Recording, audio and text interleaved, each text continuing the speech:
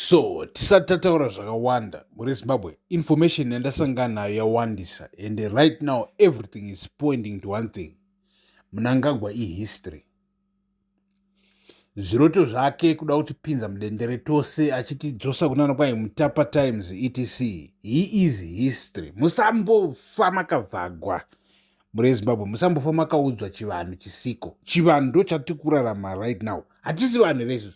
Saka kana chinzi chonzi chichi vanhu, isusu tisu vanhu tisu tiri kuchinyora in real time.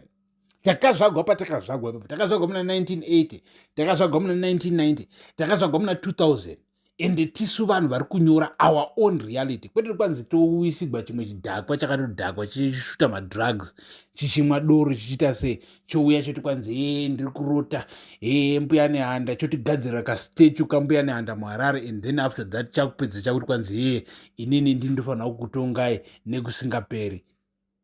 Iwe kakadhakwa kamupezaka kamwa hwawa. Isusu hatisi kuti Mnangagwa tikuda kukurova or anything, but tiri kuti zvauri kutaura zvakadhakwa, and we will never bow down kunze kwanzi ndiani pasi pano anoda kutongwa.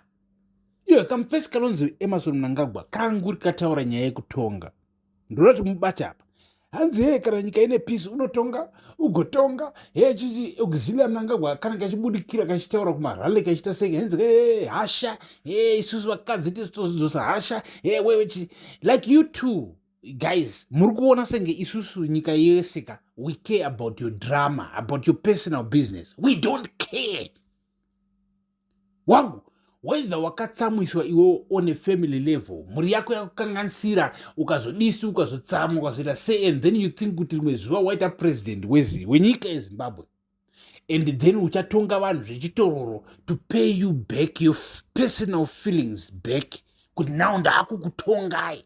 Because kana uchiona kana munhu achida kutonga zvechitororo unotomuonera kuti uyu mufesi uyu ari kuda to try and use all of Zimbabwe, all of the Zimbabweans, as if they are his personal, compassionate friends. We don't care about my feelings twako, nemukadzi wako, nevana vako nemhuri yako. You will never establish a kingdom kasina basa muno munyika. And tichatokubvisa. But guess what? We were going to respect you and actually give you that respect that gives you peace, that gives you that feeling where you feel like your father Zimbabwe.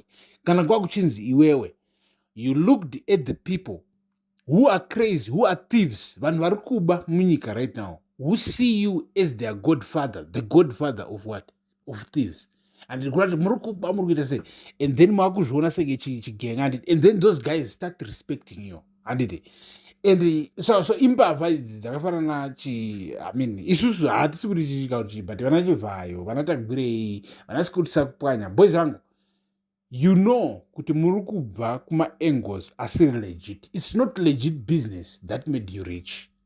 Tasauone vana Tatenda Mavetera tagwirei musi uno wanga kutengesa Tatenda Mavetera akati Tatenda Mavetera ndokuziva iwo uchiri kuchinja mari when you were still a money changer. Wakazvitaura kwakuri kuchibirthday raTatenda Mavetera, handiti? So you look at a person like that and you say, itsotsi kai Ram government harisiri tsotsi because Ram government or what? Maybe achiri tsotsi. And then Tatenda Mavetera ndobva katanga kutaura yes ndaitombo money changer guys, but munozochinja. But pandaichinja mari ndaitova nana Henrietta Rushwaya. Do you understand team riri kuzvitengesa? Riri kutengesana because vari kusava. Do you understand that part? But vanhu vaidestroy economy iri kunyogwa pasi and they destroy it themselves, and now they are in the system, they are in the government. You're the same people who are running, who are ministers, etc. The same people who are thieves, and the same people who are destroying the economy, the same people who caused so much pain to millions of Zimbabweans. Because kana uchidonedza currency yemunyika, uchidonedza currency yemunyika, do you know kuti kune ma-teacher out there, kune ma-nurse out there, kune tuma-small businessmen out there, kune ma-priests out there who were saving their money, trying to, thinking in their brains, planning kuti mune ramangwana they will reinvest that money and make some money back, make some profit back, or start some businesses. And then iwe uri busy uri mustreet wakabata njumba yemari, uri kuchinja mari, uri kukonzeresa inflation. You just destroyed hundreds of thousands of Zimbabweans directly, Zimbabwean slaves directly. Yes, because you're a money changer. Urukonzesa corruption. Urukonzesa kudona currency. But these are the same guys who are in government. Tirikutaura tatenda mavetera. Tirikutaura Henrietta Rushwa. Vakataugwa naTagwire. The biggest Zimbabwe's guru is Rukuitira Snabas. Do you understand? Zimbabwe toda kutaurana fair and hatiri kuzovanda and hatiri kuchinja. Chatiri kuda isusu transparency is democracy. It's success by merit, not success by who you know. Not success by who you know. Kuti unoziva ani, uri mwana wani, blah blah blah blah. Ndozoita kuti ubudirire munyika. Alright, isusu tisina vana baba vane mazita. Toitawo sei. Tiri kushanda every day. Tiri kuisa effort. Tiri kuita tuma strategy. Tiri kuita sei. But imi mongo ita lock ufumi into your own circles. Pasnemi. Makato loser. We will never, ever, ever bow down to corruption. We will never, ever, ever bow down to something that doesn't give us also advantage. So, goodbye, Mnangagwa. Goodbye to the Mnangagwa cabal. Goodbye. So, you know, the funny thing about Zimbabweans or human nature and humans is that unona Mari really corrupts people. We understand it.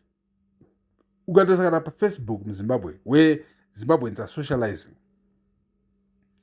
Tineva pano wakaita sana atheists. Hanzi atheists. Unona atheists, inini zvangu on a personal level, I don't respect atheists. I think ndima inini. Mpana atheists uya nemukadzi wake ari United Kingdom. Mpana anoita tuma memes pa Facebook. And mpana first of all, you never agreed kuzitira kwanzi murombo wemazuva. Wikinojivaya ari kubudikira achizviti mukuru wemazuva achizviti chichi, and then maybe Wikinojivaya insults atheists to some extent achimuti murombo, and then atheists accepts the name rekuzvinzi kwanzi murombo wemazuva. Mpana wangu urimainin, you never, as a man, you never accept label unzwai murombo wemazuva. What kind of stupidity is that? And then kampana kari kuruma kusaidiri koruma saidiri unongora kuti haana maprinciples mfana anonzi atheists. Ari kungo, he's just swerving. Hanzi ndiri first born yamai Chiwenga nababa Chiwenga. You understand? And then mfana yanenge achitaura namai Chiwenga pa Facebook, they reply him and stuff and it. But then all of a sudden, what was the promise of Nchakupa something na Wikinojivaya? Because you know, he's just singing Wikinojivaya praises. Apa anenge achibuda pachena kumaZimbabweans ese hanzi ndiri ku-UK nekuda kwevisa randakawana pabasa rakawana mukadzi. Atheists ndimainini. Pass naye. And isusu pano, inona politics, the good thing about politics ndizvokuti sema politicians tinomira pachokwadi. Ndakatombomira pachokwadi ndichitaura nekamufana kanonzi hanzi King Solomon. Kamwe kamainini futi. I know you respect this vana mainini. Ndivana mainini. Vesa, hanzi nemufana uyo. Mufana unonge chingobudikira. Haunzi kanzi wakati chiku King Solomon. Anyway, rega ndirege kumuti mainini because ndakangwa zvakataura. But kandikazvirangarira, of course ndi mainini. You know. Unoona politics kune kunonzi kutengwa. Kune kunonzi to be silenced.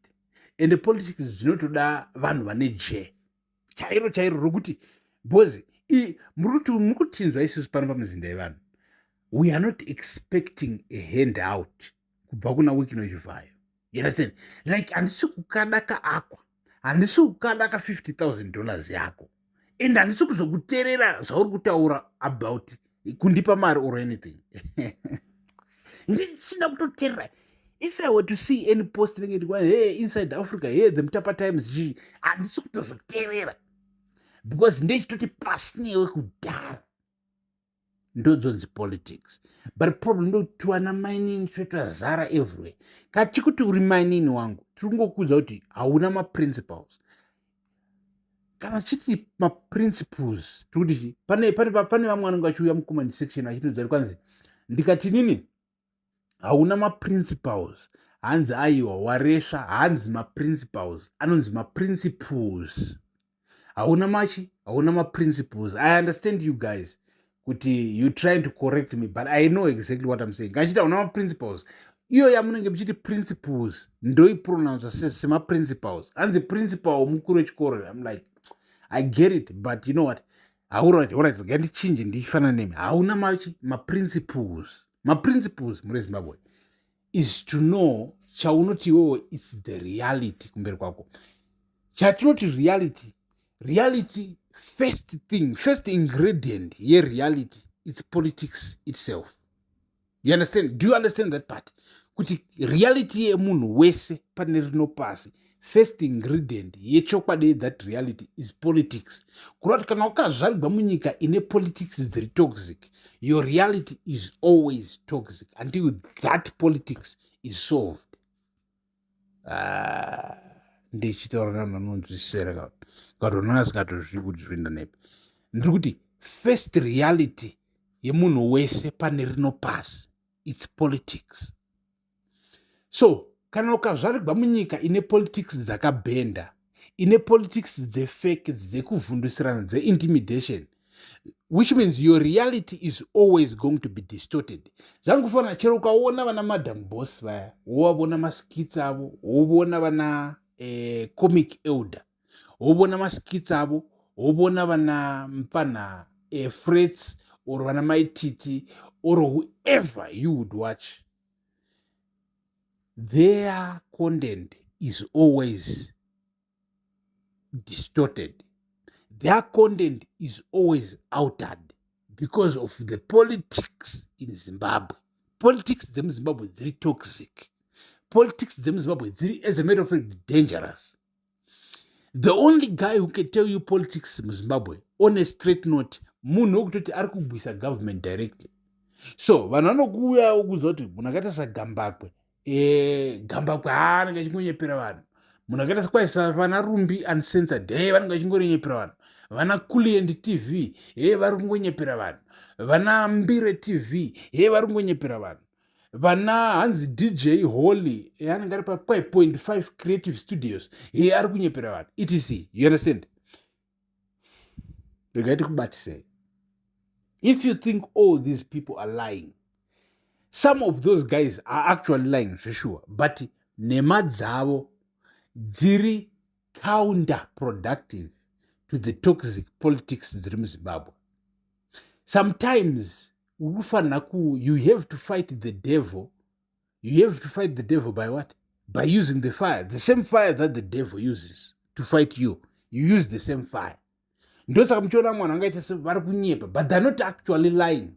They are taking the reality perception back by force. By force.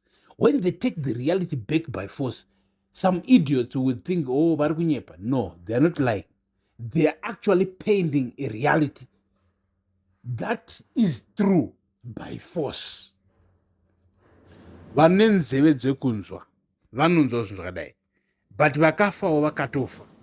Vane nzeve dzekunzwa vari kutonzwa kuti pano muzinda wevanhu neni wenyu Supergalo pari kutaurwa the most important things, the most powerful things, the things that if we were to listen, in fact we are going to, the things that actually are going to change Zimbabwe, which means tato declare win. Do you understand how you declare a win? This is a win.